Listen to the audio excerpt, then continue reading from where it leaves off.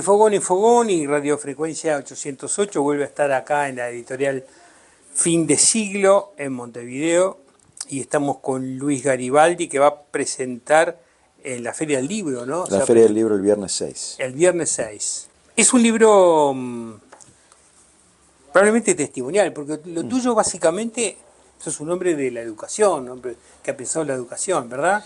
Sí, pero bueno, todo tiene un comienzo. Yo siempre digo que entré en la educación hace 61 años y no salí más. Pero en este caso es una serie de relatos que describen mi periodo de adolescente y primera juventud en la resistencia a la dictadura, primero en la huelga general, después en la ilegalidad, después en la clandestinidad y en la cárcel. Abarca relatos que sí son testimoniales, algunos escritos en primera persona, otros en tercera, pero que involucra a un grupo grande de gente, en su mayoría jóvenes, que participaron en ese tiempo de lo que fue la resistencia a la dictadura. Antes de empezar con esto que es son pequeños relatos, Exacto, pequeños cuentos, pequeños relatos. Que son testimoniales en alguna manera, ¿no? Sí, sí, por eso te decía, son testimonios de lo que yo personalmente viví en esos tiempos, un poco para ubicar a la audiencia. Seguramente muchos ya conocen, pero bueno, el golpe de Estado se dio el 27 de junio del 73, más allá de que había unos antecedentes y una situación previa que lo presagiaba, lo presuponía, incluso lo alentaba, como fue lo de febrero. En esos momentos la CNT define ante un golpe de Estado la huelga con ocupación de lugares de trabajo, y quienes éramos estudiantes, en mi caso estudiantes de educación secundaria, se decidió ocupar las facultades y allí nos sumamos. A partir de allí seguimos una línea de militancia. En mi caso, en ese tiempo yo era militante de la Juventud Comunista, de militancia primero liceal, luego en las zonas. ¿En qué liceo estabas? En el Liceo Suárez. Que era, en realidad se le decía al Suárez a un conjunto de liceos, algunos de liceo, digamos, de primero a cuarto, y otros de lo que nosotros en ese tiempo llamábamos preparatorio, que eran lo que hoy es bachillerato. Hasta llegar a un momento en que me requieren, me van a buscar a casa, yo no estoy, paso a una clandestinidad un poco más firme, hasta el año 77 que soy detenido y me liberan en el año 80. 77 al 80 estás detenido. Estoy detenido. ¿Y qué edad tenías cuando te detienen? 21 años. 21 años. Y entonces ¿En qué cárcel estuviste? Estuve primero en cárcel central, primero en inteligencia, en la Dirección de Información e Inteligencia y en Maldonado, que en el momento del interrogatorio, la tortura, etcétera. Luego jefatura de policía, que era la cárcel central. Después un año y medio en el penal de Punta Carretas, que tenía un ala en ese momento, se llamó la tercera especial solo para presos políticos. Y después en el penal de Libertad. O sea que, salvo los cuarteles, recorrí todos esos lugares. Pero te decía que, bueno, que casualmente, de alguna manera es casual, de otra manera seguramente no, abarca el periodo del inicio de la dictadura hasta el comienzo, digamos, de los procesos más públicos de enfrentamiento, que es con el triunfo del no en el 80, luego el 82 con las elecciones internas, la eclosión popular y social del 83 con el PIT, el acto del 1 de mayo, el movimiento estudiantil, luego el movimiento cooperativo, y todo el desenlace del 84 en las contradicciones en torno a los acuerdos del Club Naval, la convocatoria de elecciones, etc. Pero de alguna manera esos dos periodos, Caetano y Rila los denominan el periodo inicial comisarial, que es un periodo de mayor represión hasta el 76, luego el 76 al 80 se lo denominan el proceso refundacional el intento de refundación que se propuso la dictadura. Y del 80 en adelante comienza lo que ellos llaman el proceso de transición dictatorial. Es decir, en el marco de la dictadura, un proceso de transición hacia la democracia que duró 4 años. En esos años, que me parece que fueron años que creo fueron más duros con respecto a la represión, al proceso de endurecimiento de la dictadura, a que la dictadura fue ocupando cada vez más espacios y generando mayor control sobre toda la sociedad. Sin embargo, hubo una resistencia constante, menos visible, más más obviamente solapada, ilegal, clandestina, que quiero resaltar en estos relatos que los viví yo, pero que de alguna manera reflejan lo que vivieron muchos compañeros y compañeras que pasaron por esa situación de clandestinidad en ese tiempo, ¿no? Hay compañeros allí que, yo lo digo en la introducción, ¿no? Los desaparecidos son una bandera, los presos políticos son una bandera, los asesinados por supuesto, hasta los destituidos, pero hubo una masa de gente, un conjunto de personas que participó en esa resistencia, incluso no estuvo detenida, pero resistió y militó constantemente durante esos años, que no ha tenido la visibilidad suficiente. Y que parece que todos los que resistimos o militamos en ese tiempo terminamos o presos o desaparecidos. Hay muchos que no.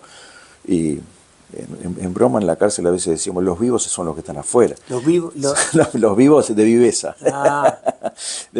Porque en realidad son los que habían logrado eludir la represión, la persecución, que fue... Y vos de hecho también la eludiste durante un tiempo. Bueno, tiempo. la eludí durante un tiempo, sí, pero me refiero... Y hay compañeros que la eludieron durante más tiempo y hay compañeros que no cayeron presos nunca y militaron, en el caso que yo militaba en ese tiempo, la Juventud del Partido Comunista, y quedan como invisibilizados. Y bueno, yo trato de rescatar a esas personas, no, digo, son vivenciales, pero quiero ponerlos en primer lugar a ellos, y a otro grupo de gente, que en lo personal además hay una parte que es hasta agradecimiento personal, que son los que nos brindaron los apoyos. Una persona clandestina necesita un lugar donde vivir, necesita un lugar donde estar todo el día, necesita un lugar donde comer, necesita alguien que le esté dando apoyo, afecto, cariño. Bueno, ahí está esa gente. Que es, me sale la palabra anónimo, pero no es que no sean anónimos, porque son personas con nombre, apellido, se sabe quiénes son, dónde fueron, yo las conozco. Es más, perdón, voy a decir una cosa, las conozco. Mi primera noche yo paso en una casa que yo no sé de quién era, no conozco al dueño, nunca lo vi, me lo consiguió otra persona, está relatado allí, nunca supe quién es. Estuve en una casa que me consiguió otra compañera, estuve un tiempo allí, tiene una parte humorística ese relato. Hay varios humorísticos, porque me parece que a veces el humor ayuda también a mostrar etapas donde uno la muestra negra, con miedo, porque efectivamente lo que atraviesa todo ese periodo es el miedo, pero hay otros valores y sensaciones que se dan en ese tiempo, como es la solidaridad, el propio humor, la confianza. Pensaba en periodo de dictadura llega un muchacho, 20 años, además los que me ven y me conocen saben que a los 20 años parecía 16, por mis propias características, que llega a la casa porque se lo mandaron otro y dice, para que me preste la casa. Ahí fue una situación particular porque ella estaba haciendo un trabajo en la casa, entonces yo hacía de peón, de albañil mientras supuestamente estudiaba. Bueno, eso es una confianza enorme en la persona que le dijo, te voy a mandar a alguien y tomalo. Luis, sin entrar en detalles para que la gente lo pueda comprar y emocionarse con estos relatos, contanos alguna de las cosas divertidas que decís que pueden pasar en este periodo también tan oscuro. Bueno, una de ellas, la que le contaba de las razones por las cuales conseguí la casa de esta señora, una costurera que me habían recomendado y que, bueno, hace las veces de que me está dando un lugar para vivir a cambio de trabajar. Yo tenía que trabajar de peón de albañil medio horario, y bueno, el desenlace allí de por qué tuve que dejar esa casa tuvo más que ver con la relación de esta señora con su novio que conmigo. Ahí hay un efecto gracioso. Otro efecto gracioso es una situación que me tocó vivir con un compañero de celda frente a un sonido que yo sentía estando en cárcel central y que pensé que era una tortura que me quería hacer la policía, que no resultó tal. Bueno, no quiero contar el cuento, pero parecía un rugido como algo que nos me estaban poniendo, pero en realidad no era un rugido, sino que era un ronquido de un compañero. este, pero bueno, ese tipo de cosas que aparecen de manera humorística, la relación con una familia. Yo militaba con el hijo que tenía 18, yo era el mayor, entre comillas, tenía 21 y él tenía 18, militante estudiantil.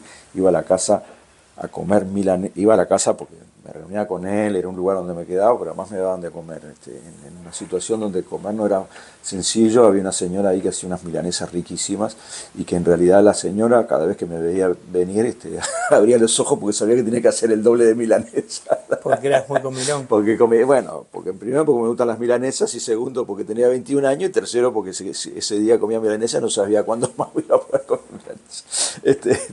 Entonces todo eso se juntaba. Entonces hay momentos, y trato de poner chispas de humor, porque incluso esta de la cárcel, ¿no? Porque no era que uno está la situación de detención no es que uno esté todo el tiempo sometido, triste, tratando de... ¿no? Es la vida encerrada, y además en una situación que es muy distinto y muy difícil de explicar, sobre todo a quienes vivieron en una cárcel normal, donde en realidad a veces hay que cuidarse más de sus pares presos que de los milicos, como pasa en las cárceles, o a veces hay que cuidarse de los dos, que es lo más común. Vos me decías, caí a los 21 años, pero en realidad el estar preso con otros compañeros me resultaba el lugar, ¿cómo te podía decir? La palabra cómodo queda horrible, pero muy cobijado, muy cuidado, porque éramos todos compañeros. Nunca sentí, y no conozco a nadie que haya sentido la presión de sus propios compañeros, al contrario. Y entonces en esas situaciones había mucho humor, y había mucha solidaridad, ¿no? Que son mucho compañerismo.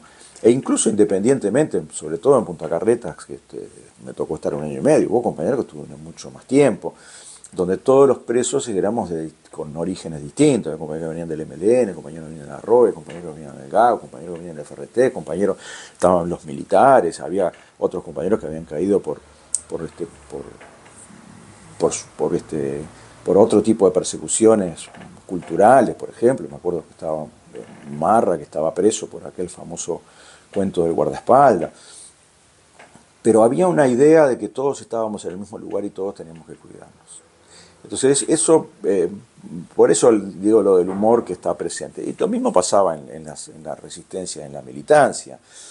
Ya, uno tenía muchos cuidados, tenía miedo, pero vivía. En la vida hay humor todo el tiempo. Y yo quiero expresarlos de esa manera, expresar el agradecimiento, el reconocimiento y el humor que a veces nos ayudó a sostenernos en ese tiempo. Hablame un poco de la carátula. Bueno, la carátula, esto me haces bien, porque esto es una obra de Daniel Barbeito, que es un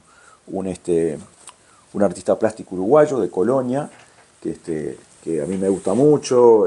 Tengo 2 obras de él en mi casa, a mí y a mi compañera Ana Laura nos gusta mucho, y cuando empezamos a pensar con Estefanía Canalda la tapa, le propuse buscar alguna obra de él, e intercambiamos a ver cuál era la más adecuada, y finalmente acordamos esta, y le escribí a Daniel, y él, para preguntar cuáles eran las condiciones, eventualmente costos, etcétera, y él me dijo que la ofrecía de manera gratuita, no cobraba nada, que para este tipo de materiales no cobraba. O sea que haces bien en preguntar, porque me parece que es un reconocimiento a esto. Y elegimos esta, un poco, cada uno encontrará las vinculaciones, la vinculación de las ideas y de las personas, eso de hablarse al oído que tiene que ver con la resistencia. Bueno, obviamente no fue elaborado para el libro, yo lo selecciono entre las obras de él, en realidad en conversación con la editora, para que también fuera un poco más llamativo. ¿Qué te dijo sobre el texto que hay detrás? Daniel Barbeito. Sí, hay un texto detrás de la... No, eso, no, él no me habló de eso, él me dijo, elegí una, hay el texto, es un texto inconcluso que cada uno podrá, ir agregando, pero que efectivamente tiene mucho que ver con, bueno, con el tema de la voz, de la existencia, de los lugares, de las flores, bueno, ahí hay... Uno de los capítulos está dedicado a Mayolo. Sí. Bueno, porque ahí hay una cosa de humor también. A ver. Mayolo vivía a la vuelta del Suárez, donde yo estudiaba. Y el hijo de él, que falleció, Daniel Mayolo, que fue un musicólogo, que fue, empezó estudiando matemáticas, es una cosa interesantísima que uno fue aprendiendo en la vida, es la vinculación entre la música y la matemática. De alguna manera la música también es un sistema de notación. Y él militaba allí en realidad es Mayolo hijo, aunque también es Mayolo hijo. Y un día salimos a una manifestación, él estaba presente y además participaba en el año 73, 74, cuando ya se había dado el golpe, cuando volvimos de la huelga, los niveles de control y de represión eran mayores, entonces ya no era posible hacer asambleas de clase, que era lo que hacíamos habitualmente, en los propios salones, se conformaron grupos de clase. Y Daniel Mayolo pertenecía a un grupo de clase de ingeniería que era particularmente combativo, eran muy combativos. Primero porque eran muchos, algunos de ellos después se transformaron en militantes y formaron la generación 83 en ingeniería, y él participaba de eso. Salimos a una manifestación, yo vuelvo de esa manifestación, venían unos tiras atrás mío, tiras, para los que no sepan, los policías de particular que pululaban en ese tiempo, o infiltrados, o escondidos, o observando en distintos lugares, me venían en auto, y yo me meto en un bar que estaba enfrente al liceo, y me senté en la primera mesa que encontré, y en la primera mesa que encontré estaba Daniel Mayolo, que era el hijo del rector. Y los milicos, en vez de mirarme a mí, que yo supuestamente venía de la manifestación, empezaron a hablar con él y a hostigarlo, entre comillas, a él, porque era el hijo del rector. Y se ve que había un milico un poquito más informado que sabía quién era Mayolo. Entonces, bueno, es una... ¿Y lo llevan preso ahí o no? No. Ahí no, ni él, ni nosotros, ni nada. Pero la idea es a través de... Son anécdotas si se quiere, hasta a veces de poca importancia. A veces me acuerdo de León Felipe en eso, ¿no? Qué lástima no tenga mi abuelo que ganara una batalla, decía él, y tenga que venir a contar cosas de poca importancia. Él estaba discutiendo con la poesía grandilocuente y hablaba de la poesía que estaba más vinculada con la realidad, con las cosas cotidianas.